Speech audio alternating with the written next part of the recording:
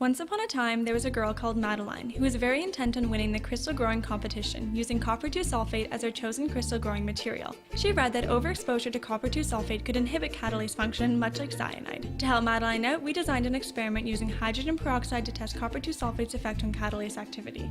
Our hypothesis was that the higher the molarity of copper-2 sulfate, the stronger the inhibition of the catalase activity. Copper-2 sulfate is a non-active site-directed inhibitor, preventing the substrate from bonding to the enzyme, which will be explained later when we dive into molecular detail. This inhibits and possibly prevents catalase activity as the concentration of copper sulfate increases. As the hydrogen peroxide cannot undergo the decomposition reaction as quickly, the amount of product, oxygen in this case, reduces. Upon collecting all materials, we diluted 0.5 copper-2 sulfate concentration into 0.3 and 0.1 concentration, as our independent variable was the concentration of copper-2 sulfate. Then, we soaked a piece of paper in catalase and placed it inside the reaction chamber. We added 10 milliliters of hydrogen peroxide and 5 milliliters of water in the chamber with the catalase, stoppered the chamber with a tube attached, and submerged the graduated cylinder into water. Placing the tube into the graduated cylinder, the reaction chamber was flipped so that the catalase came in contact with the solution and the reaction began. Every 30 seconds, we measured the volume of oxygen produced by the reaction to keep track of enzyme activity. We repeated this 2 more times, then replaced the water with copper-2 sulfate with concentrations of 0.1, 0.3, and 0.5.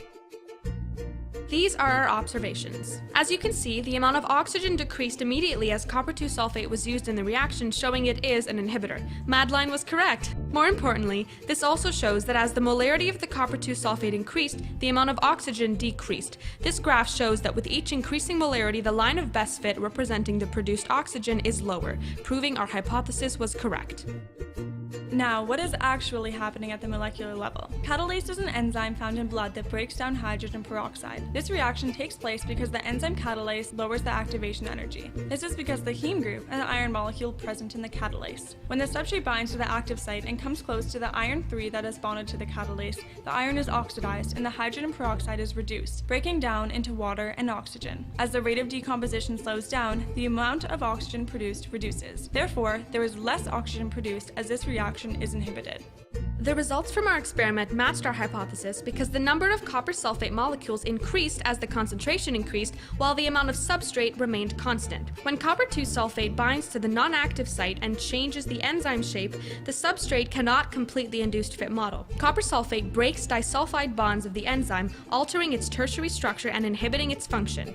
Copper sulfate is a non-competitive inhibitor because, like most other transition metal compounds, it has no structural similarity to the substrate and cannot bind at the active site. It's also an irreversible inhibitor, so once it is bound, the enzyme cannot return to its original function. The design of our experiment could be improved. One issue was the automatic reaction of the hydrogen peroxide with the catalase. The reaction is instantaneous, however, it's difficult to start measuring from the start of the reaction. We attempted to limit this by separating the substances from the catalase in the chamber prior to the reaction. However, it is likely that the reaction occurred early nonetheless. Furthermore, a very limited amount of catalase was used, and we were unable to measure the precise amount of catalase, as it was simply a soaked piece of paper, so the varying amount of catalase could have altered the results. This experiment is significant because it shows the practicality of non-competitive site inhibitors. It shows that copper sulfate stops other reactions from occurring. Copper sulfate works because the copper atom binds to proteins, altering their structure. This can disrupt the membranes around cells, causing the cells to die. Copper sulfate is effective at killing fungi, algae, and even snails in this way. It's also used in non-agricultural applications, such as killing algae in swimming pools and even controlling populations down in natural lakes. How could we extend this experiment? This experiment raises the following question. Do all inhibitors act the same way as copper sulfate? If concentrations of other known non-competitive inhibitors are increased, would the results be the same? Or are there outliers, maybe inhibitors that increase in strength based on other factors, excluding molarity?